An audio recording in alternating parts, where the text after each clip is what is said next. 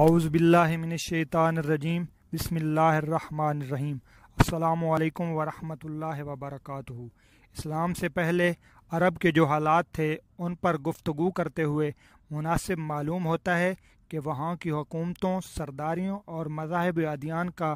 ایک مختصر سا خاکہ پیش کر دیا جائے تاکہ ظہور اسلام کے وقت جو پوزیشن تھی وہ بآسانی سمجھ میں آ سکے۔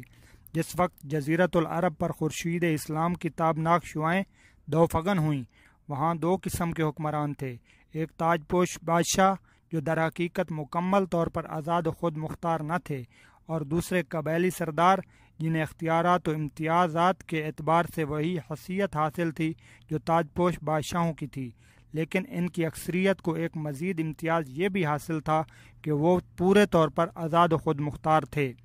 تاج پوش حکمرانوں میں شاہان یمن، شاہان آل غسان جن کی شاہی شام میں، اور شاہان حرا جن کی شاہی عراق میں تھی، اس زمانے کے مشہور تاج پوش حکمران تھے۔